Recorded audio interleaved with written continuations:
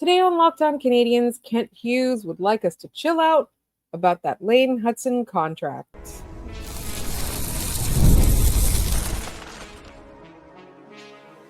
You are Locked On Canadiens, your daily podcast on the Montreal Canadiens. Part of the Locked On Podcast Network, your team every day.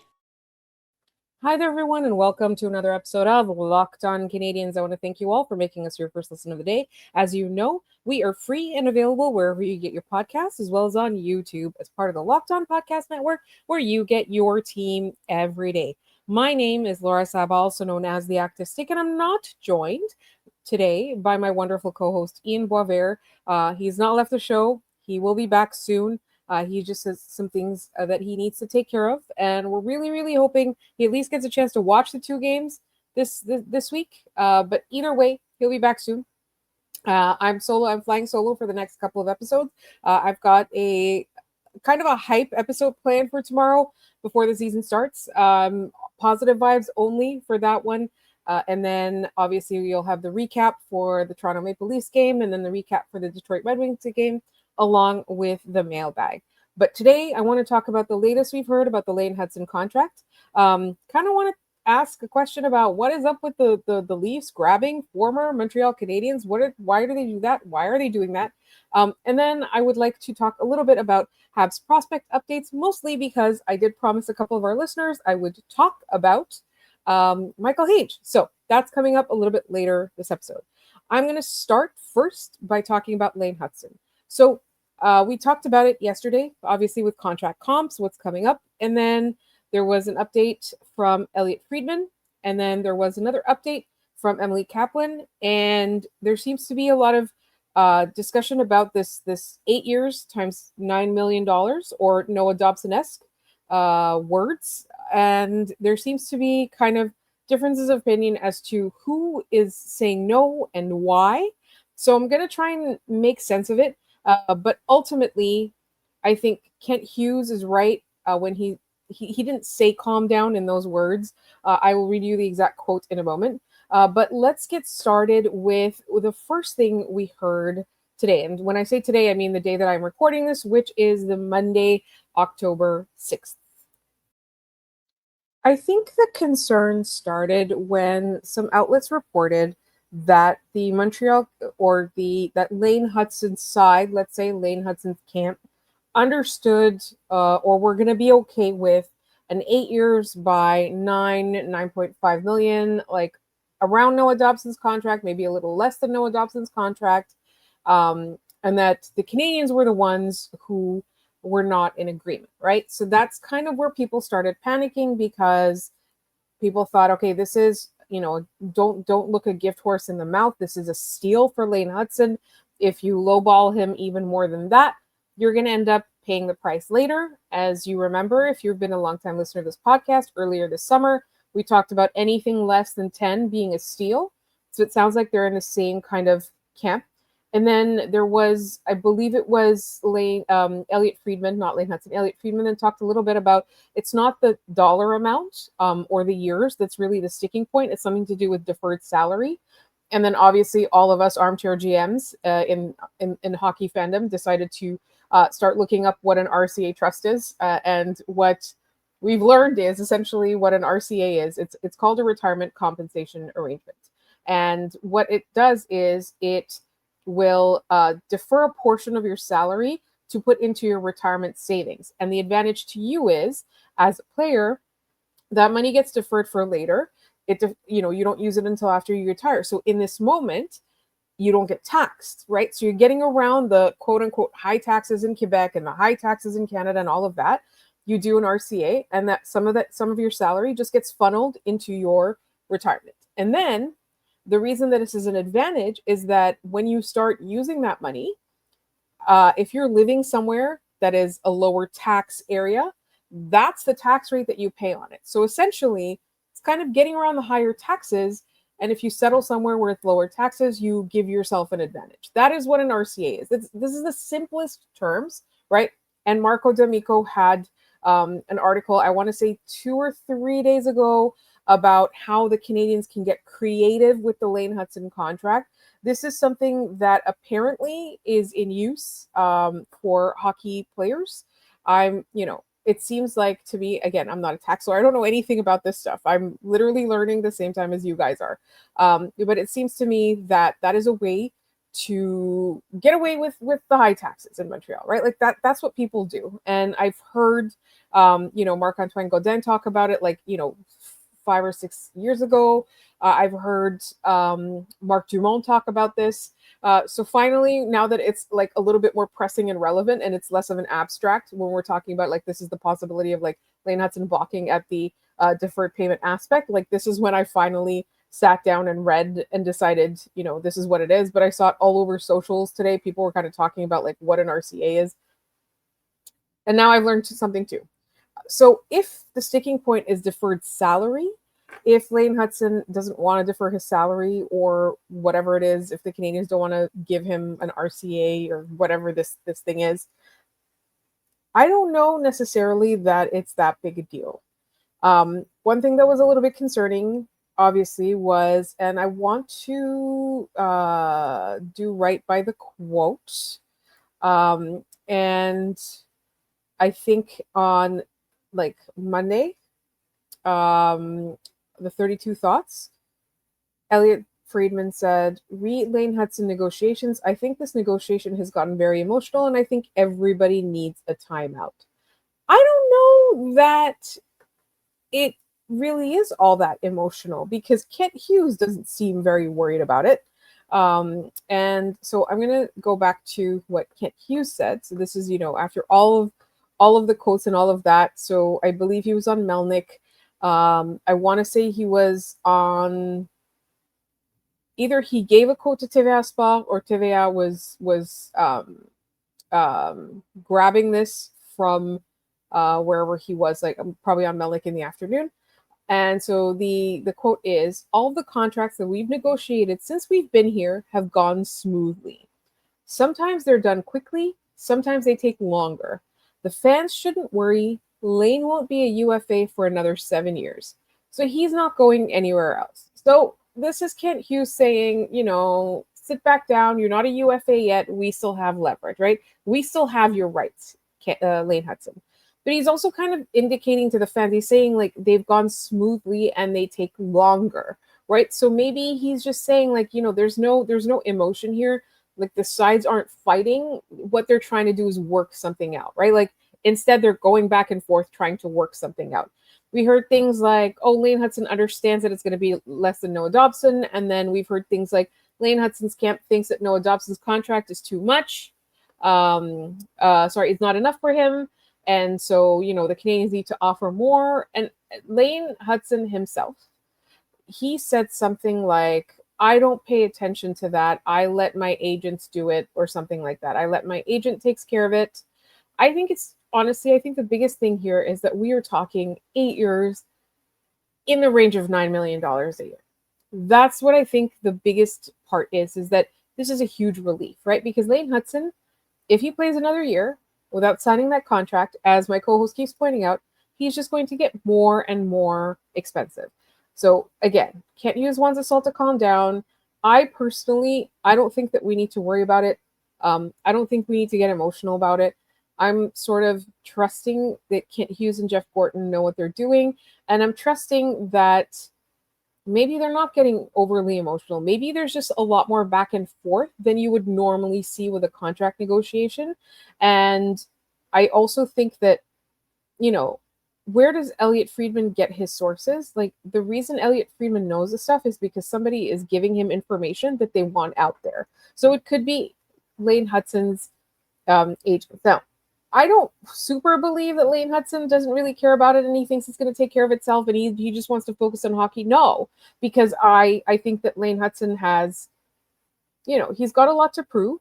And not a lot to prove. I mean, he's got a lot that he's proven, and he takes pride in the work that he does.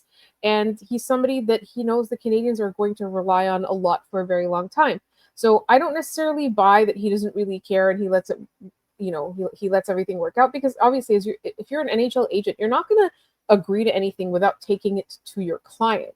So I just think that maybe like this is taking longer because there's a lot more back and forth, and maybe somebody's telling Elliot Friedman in frustration they came back with another counter offer or something like that. Generally, I think it's the agents that leak this stuff, but it's also a lot of the times the teams. So I'm deciding to listen to Kent Hughes and not worry about it. He's not going to be UFA for another almost a decade, basically. So I personally, like, this is just me. I think it works itself out before the end of October. Maybe it goes into November, but I don't think we're going into next summer. I know my co-host believes we're going well into next offseason before Lane Hutson gets signed. I just don't think that's it. I think Lane Hutson will sign. I think he'll sign for something. I thought he was going to try and get $11.5 million, to be honest. So if it comes in, even if it's a hair less or a hair more than Noah Dobson's, I still think it's a massive steal considering how good he's going to be for years to come. All right. That was my spiel on the Lane Hutson contract. That was what kind of gathering a bunch of quotes. But all in all, I think we should trust in Kent Hughes and Jeff Gorton because they have not let us down so far. Up next, I want to talk a little bit about what the Leafs want with all of the Habs rejects. What is that about? And that's coming up in just a moment. This episode is brought to you by FanDuel. The NFL season is here, and FanDuel has an offer you don't want to miss. Right now, new customers can bet just $5 and get $300 in bonus bets if you win. That's right. Pick a bet, put down $5, and if it hits, you'll unlock $300 in bonus bets to use across the app.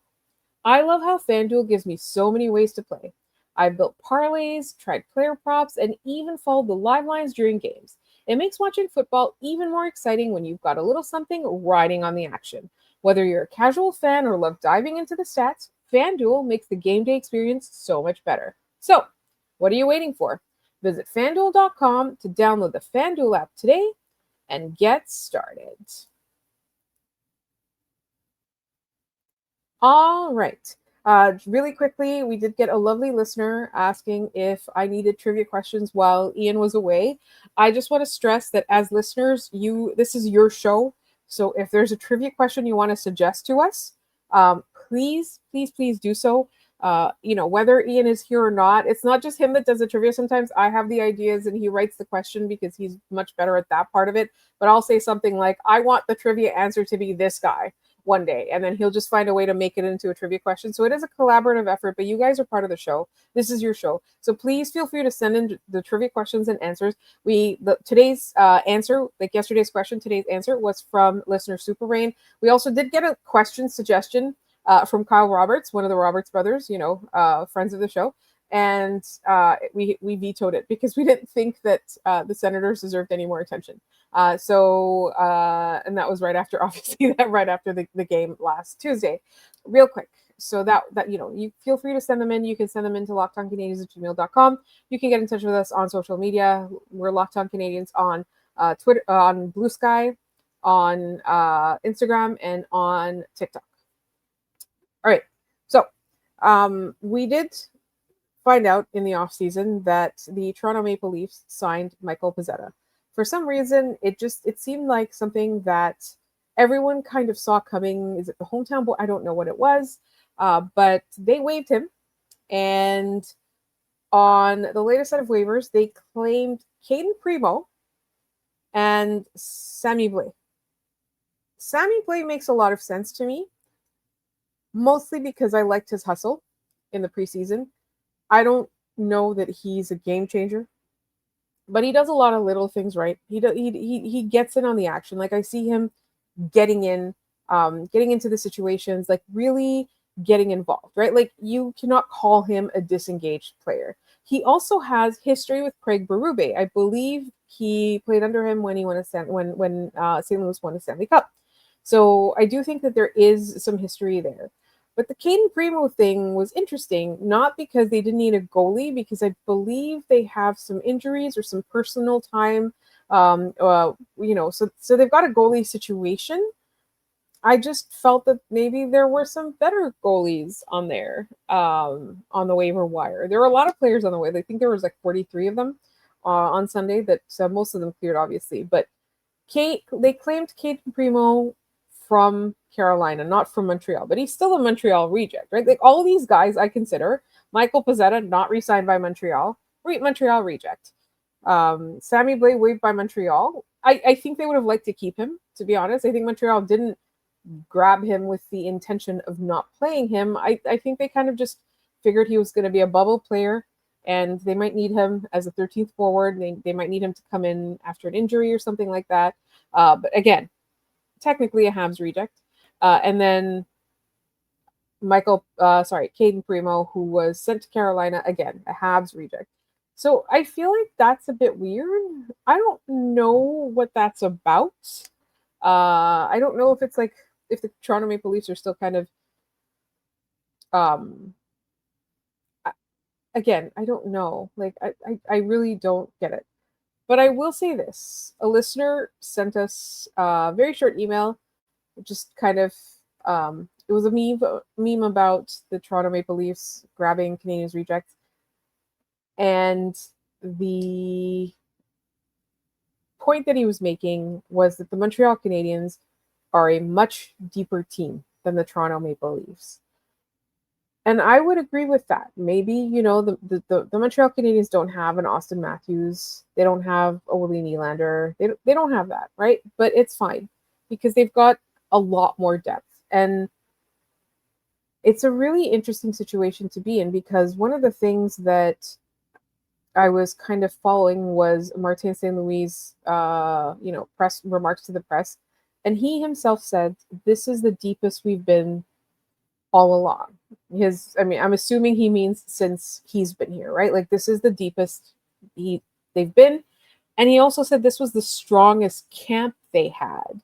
And I really wanted to draw attention to that because tomorrow I do have the Hype Train episode. Like we are going to be overly excited about this season.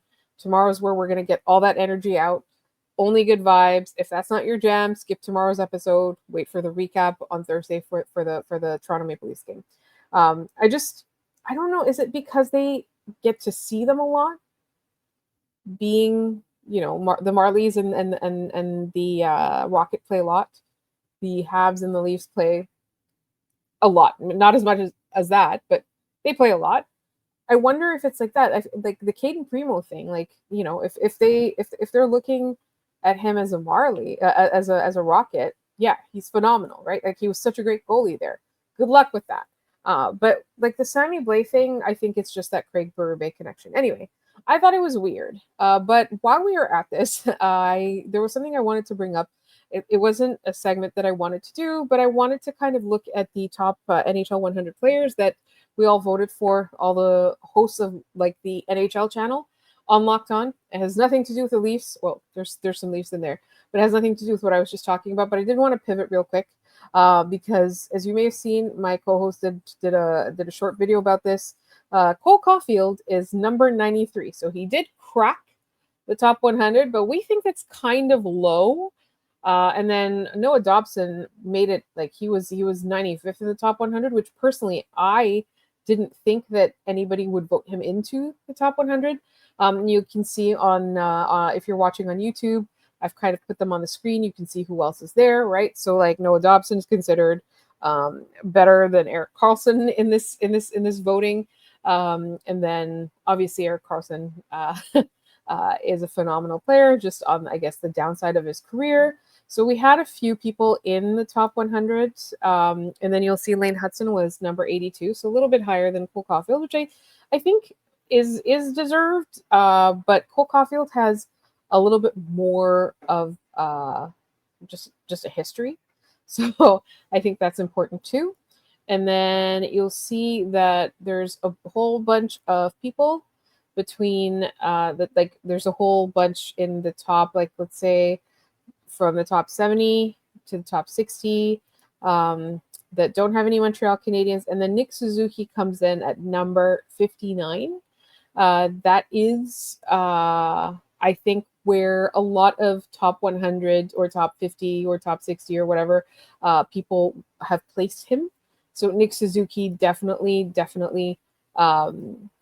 starting to get the respect that I think he deserves. But I just wanted to point that out because we did do this exercise, and the Locked On NHL show has a lot more on this. Like they went through this list in depth.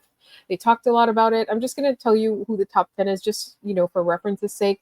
Number 1, obviously Connor McDavid. Number 2, no surprise, Nathan McKinnon. Number 3, Leon Draisaitl. Number 4 is Cale Makar. I don't know if I would put him at number 4. I would maybe put him 5, 6, or 7. Number 5 is Nikita Kucherov. Don't know if I can argue with that, as much as I hate Nikita Kucherov and I don't mind saying it. Number 6, Austin Matthews. Number 7, Connor Hellebuck. That's the highest goalie. And I think, I think he's a top 10 player in the NHL, but I'm always surprised when people do give goalies that kind of love. Number 8, Kirill Kaprizov, who is the most expensive player in the NHL. Number 9 is Sasha Barkov, unfortunately injured. Number 10 is Quinn Hughes. So that was the top 10 for your reference, right? So Nick Suzuki comes in at number 59. And then you get Lane Hutson at number 82. And then you get Noah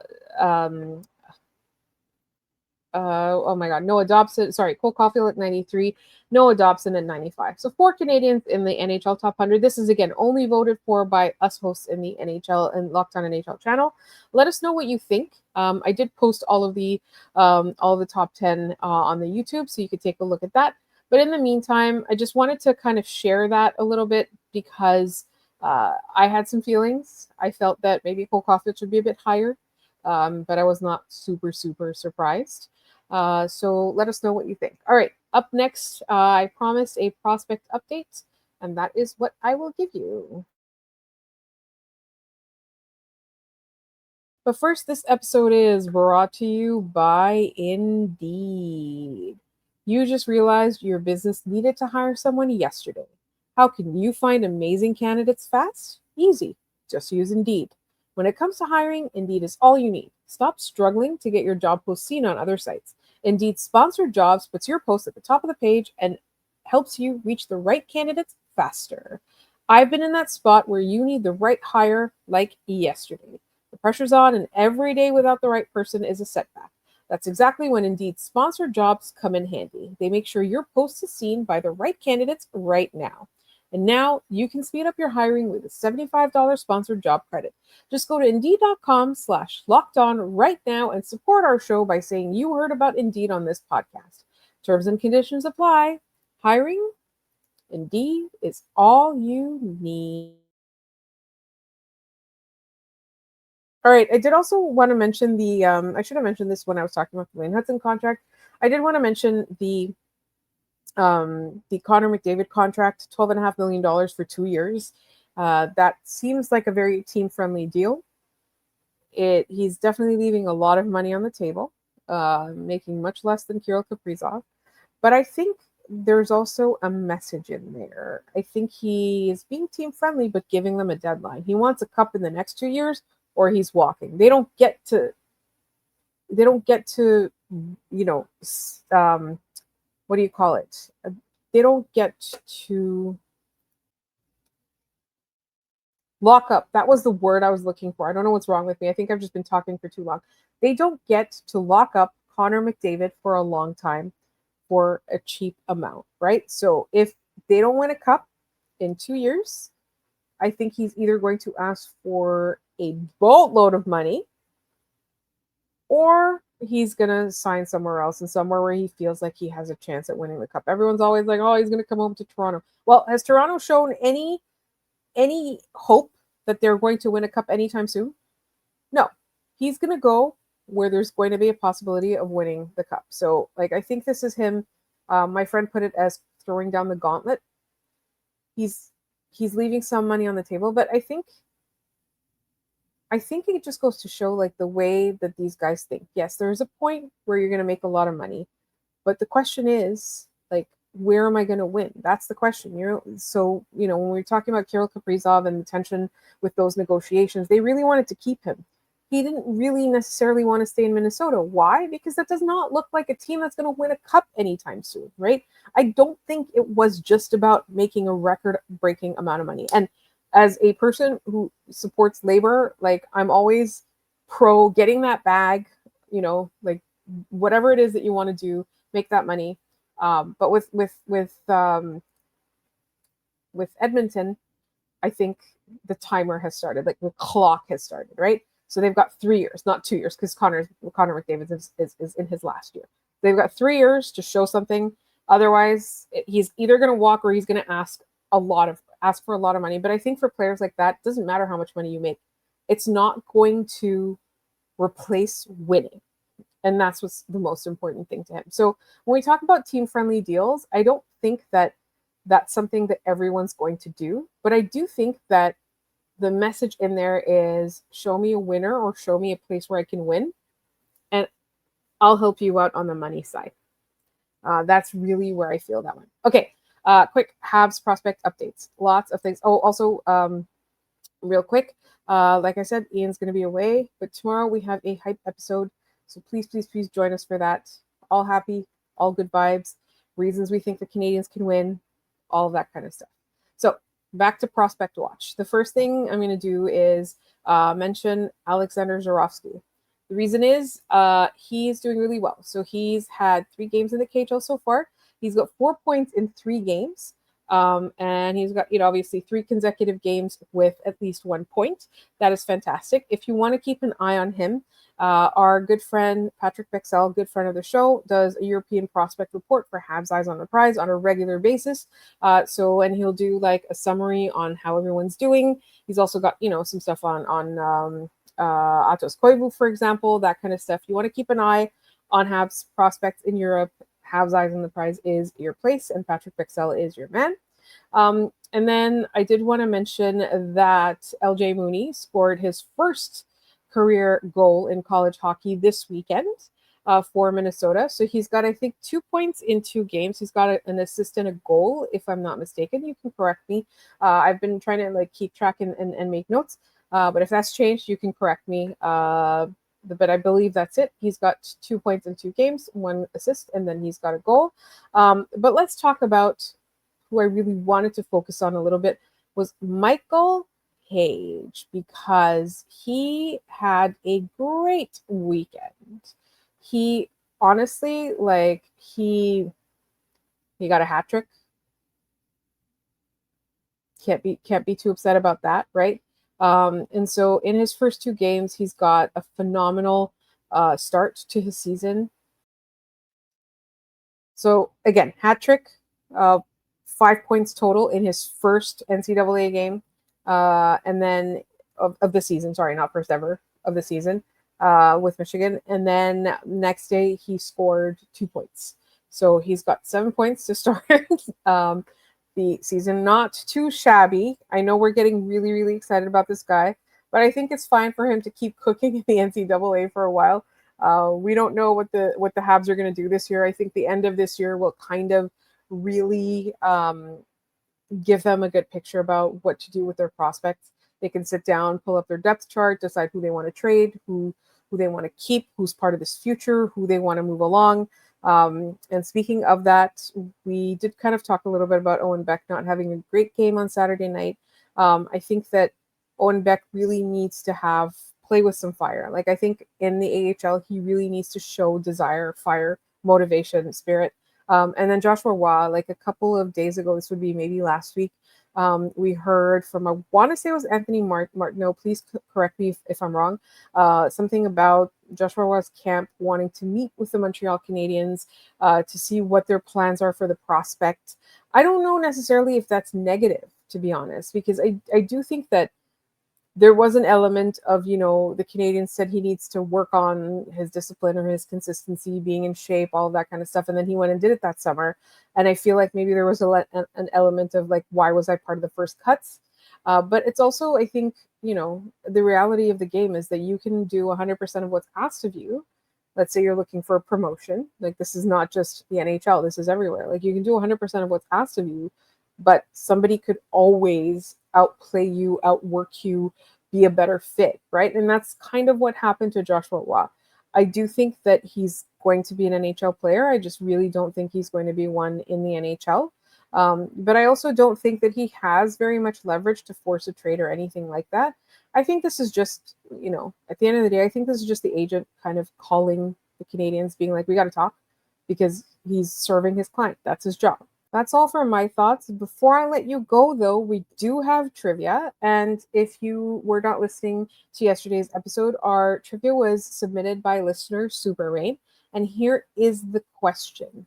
The question is, when Montreal legend Saku Koivu started in the Finnish national team, he played on a line with Jari Lehtinen and Ville Peltonen. What was the nickname of the line? And the answer is, and I do have the answer. It is, I have the English one. It is the Huey, Dewey, and Louie line. I'm going to try and pronounce what that is in Finnish. The Tupu, Hupu, and Lupu line. So that is the answer to the trivia. And then today's trivia question is a standard follow that player. So I name the teams that the person is on in order. And then you will guess or tell me who this player is. And you can answer the trivia by sending us an email. You can put it in the YouTube comments. You can also send it to us on our social media. And this is the order of this player's career. It's a little bit earlier than some of the ones we do, but definitely follow along. Toronto, Montreal, Minnesota/Dallas, Vancouver, New York Rangers, and LA. So I'll say that again. Toronto, Montreal, Minnesota/Dallas, Vancouver, New York Rangers, and LA. Name this player. So that's our trivia. And you can answer it. Like I said, you can email us, YouTube comments, social media, all of that. In the meantime, please subscribe to this podcast wherever you get your podcasts and on YouTube. We're going to be with you 5 days a week. Throughout the NHL season, we're going to be following all the storylines. We're really excited about this season. We're really excited about these players. So please, please, please join us. Like I said, you can find us on social media, TikTok, Blue Sky, and Instagram, all at Locked On Canadiens. And our email is lockedoncanadiens@gmail.com. You can also send mailbag questions for the Friday mailbag. I want to thank you all for listening. You'll find me on social media at The Active Stick. You'll find my co-host at Maybe It's Ian. He will be back. He's hoping to be back before the end of the week or at the latest early next week.